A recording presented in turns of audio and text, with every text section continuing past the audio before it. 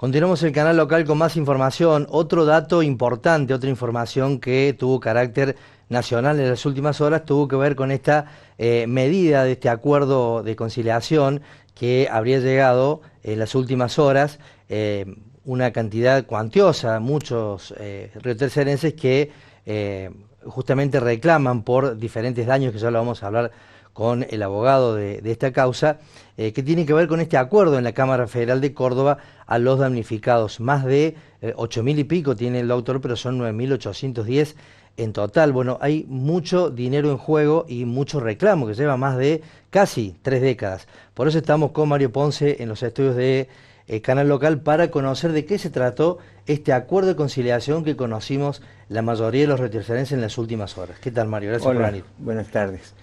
Bueno, este acuerdo surge a partir de un pedido que hice yo al Tribunal Federal en el año pasado respecto de que se convoque una audiencia de conciliación con el Estado Nacional. Es un proceso demasiado largo que ha tenido toda una serie de alternativas, muchas de ellas muy perjudiciales para los damnificados, en el sentido de que se han puesto muchísimas trabas a lo largo de este proceso para impedir que cobren. Muchas veces hemos sido o han sido ilusionados los damnificados con una esperanza de cobro próxima a través de los distintos gobiernos y nunca se cumplió. Concretamente, fíjate que nosotros, salvo Alfonsín, hemos pasado todos los presidentes de la democracia con este reclamo. Es decir, de hecho vamos a cumplir 29 años desde aquellos hechos trágicos de noviembre del 95. Para ser sintético, yo pedí este acuerdo, esta audiencia con la Cámara Federal, que se portó bien en cuanto a que convocó al Estado a efectos de dar una solución definitiva al tema.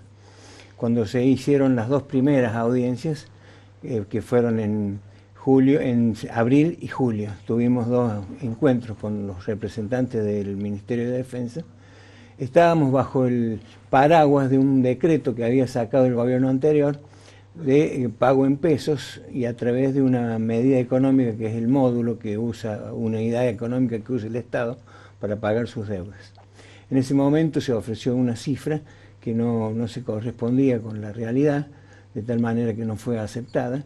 Y llegamos a esta audiencia, que fue el 10 de este mes, con el Estado, donde sorpresivamente, días anteriores, el gobierno actual dictó un decreto donde retomaba el espíritu de la ley que se sancionó en 2015 para hacer efectivo el pago en bonos. Bueno, esta audiencia es la que se desarrolló el 10 de octubre. Tuvimos ahí una serie de intercambio de visiones sobre el tema, pero lo concreto y definitivo y positivo para los damnificados es que sobre todo el problema estaba en el cálculo que se hacía sobre los bonos, es decir, cuánto le correspondía a cada uno. ¿Cobraría en bono la gente? Cobraría en bonos. Pero ya en el gobierno de Fernández se nos hizo una oferta de pago en bonos, donde a partir de operaciones aritméticas en los cálculos de los bonos, la suma que se quería pagar era irrisoria. Entonces no fue aceptada, ahí fue cuando pedí esta audiencia de conciliación. Concretamente, la suma que surgiría de lo que estuvimos hablando es una suma relativamente importante o con alguna justicia dentro de lo que es el reclamo, que es de daño moral y daño emergente. Rondaría los 8 millones de pesos que se pagarían en bonos. El tema es cuándo se empieza a pagar. Esa es la gran duda, ¿no? Porque tantos años esperando, claro, y la gente dice ahora sí o no, ¿qué y ya hemos tenido, ¿no? este cuento. Es decir, nosotros ya en otras oportunidades hemos estado pensando que ya comenzaba el pago, concretamente en el año 2018, se sancionó una ley en el 2015 para pagarles a todos. En el 2018 logramos, mediante amparo judicial, que se reglamente la ley. Entonces presentamos todos los certificados en el Ministerio de Defensa y dijimos, bueno, ahora empieza el pago. Pasó todo el gobierno de Fernández y no se hizo ningún pago. En el año 2022 se pagaron a 50 personas que no están dentro del grupo que yo represento, que son cercanos a los 8.000.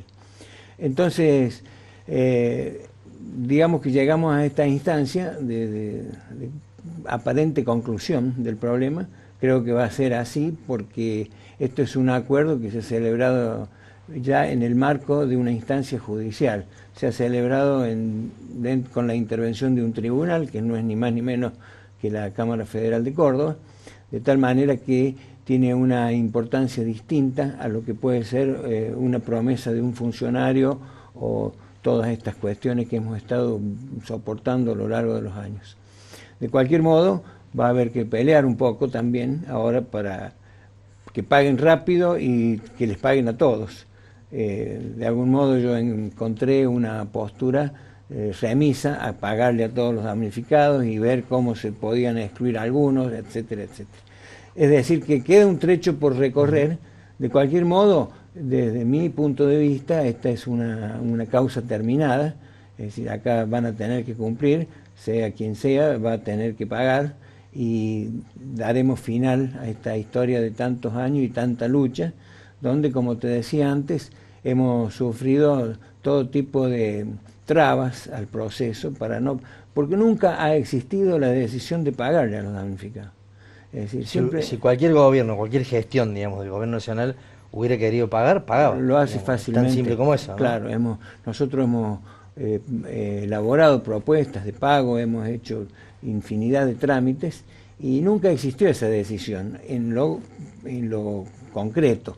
Es decir, existió la manifestación, porque indudablemente es muy antipático decir no estoy de acuerdo con la causa de los damnificados del Río Tercero. Eso ya raya con el absurdo, decir no estoy de acuerdo con que cobren públicamente. Pero en los hechos nunca tuvieron la decisión de pagarlo, la decisión política. Y sabemos muy bien nosotros, por nuestra historia de vida, de que cuando hay una decisión política se cumple. Claro. Es decir, al Fondo Monetario en 2 días resolvieron pagarle la deuda que contrajo Macri de 50.000 millones de dólares. A los damnificados, una deuda que puede ser de 60.000 millones de pesos, estamos 29 años para pagarle. Entonces, las varas con que se miden, la justicia acá son muy distintas cuando se trata de los poderosos y cuando se trata de los humildes. Esa es la realidad. Doctor, en este caso hay un dato curioso que dice que antes de fin de año le pagarían a 100 personas mayores de 65 años.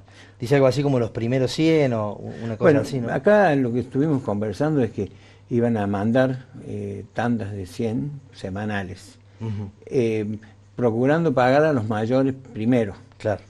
Tandas de 100 semanales, 100 personas semanales, para que firmen los formularios correspondientes y un poder que exige el gobierno, y a partir de ahí empezar el trámite de cobro.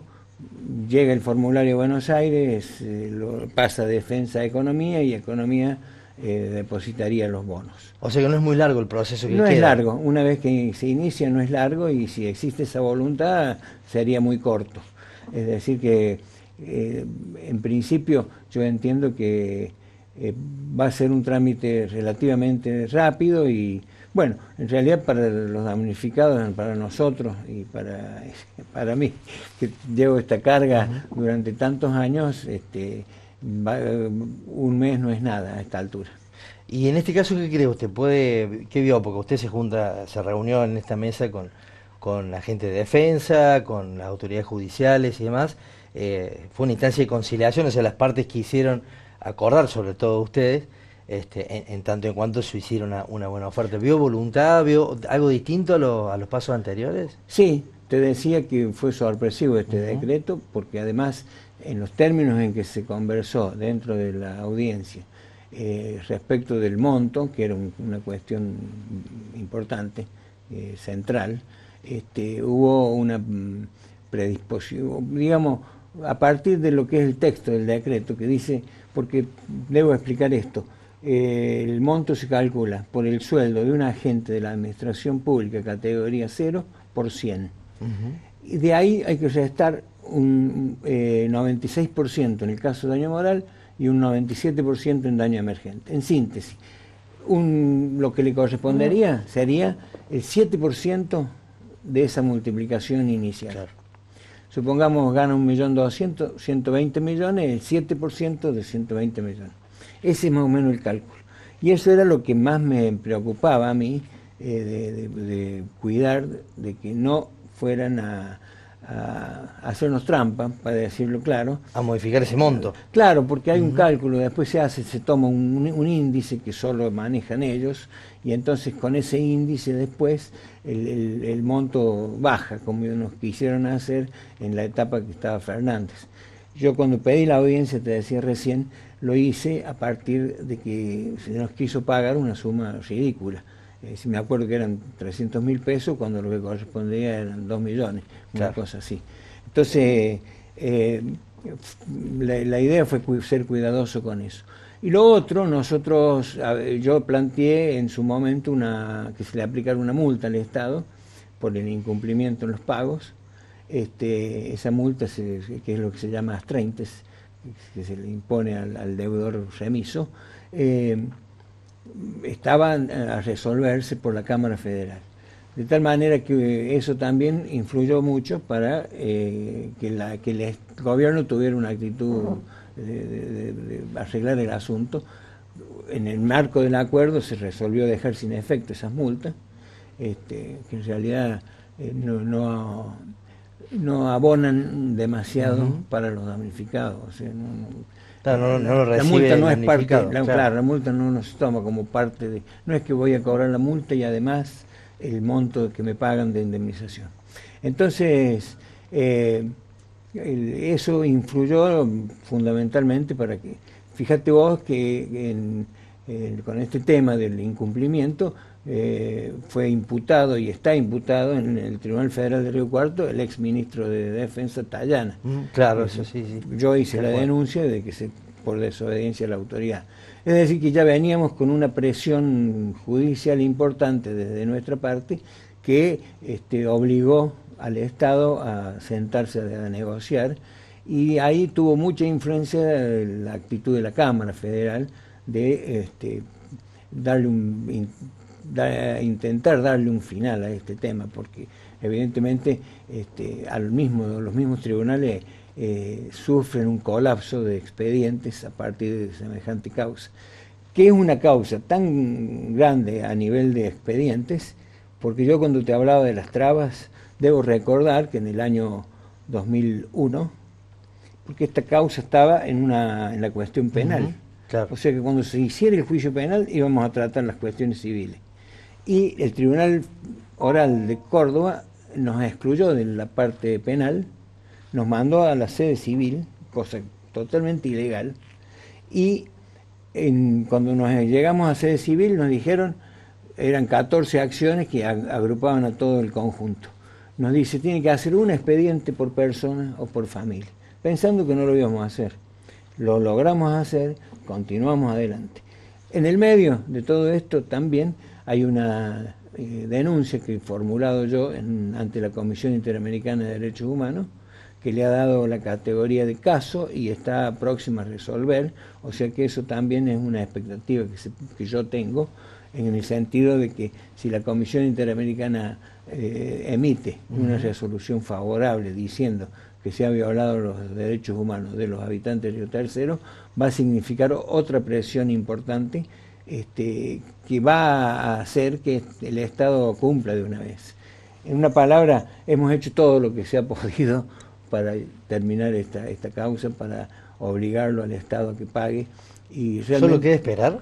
Queda esperar. Estos días, digamos. Queda esperar, vamos a ir llamando nosotros a las personas, nos van a enviar los formularios, vamos a ir convocando a las personas a que firmen, y para darle la agilidad del trámite, en principio van a ser 100 por semana, que los vamos a ir convocando y vamos a mandar esos formularios al Ministerio de Defensa para que allá se complete el trámite por parte de Defensa.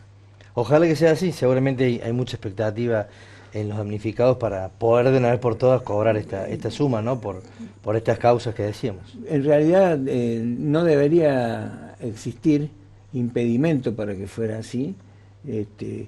hablábamos de la decisión política, pero ahora, además de eso, hay un acuerdo judicial que también nosotros nos encargaremos de hacer cumplir, para que no pase lo de otras veces, Claro. que nos pusieron la zanahoria o dicho de otro modo, nos han venido corriendo el arco permanentemente, permanentemente.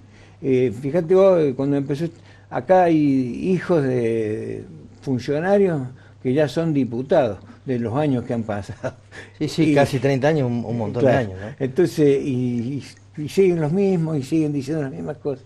De tal manera que, en mi caso, yo siento la tranquilidad de haber sí cumplido con lo que me propuse cuando vine aquí como abogado de ATE en el año 95, de defender a las personas que en ese momento estaban indefensas y concurrían a la sede de ATE a buscar amparo, porque no había respuestas por parte del Estado, y sobre todo el tema de lo que fue el daño moral, el daño psicológico, que fíjate vos, incluso en ese momento fue cuestionado, que cómo podía ser que tuvieran daño moral, que tuvieran daño psicológico.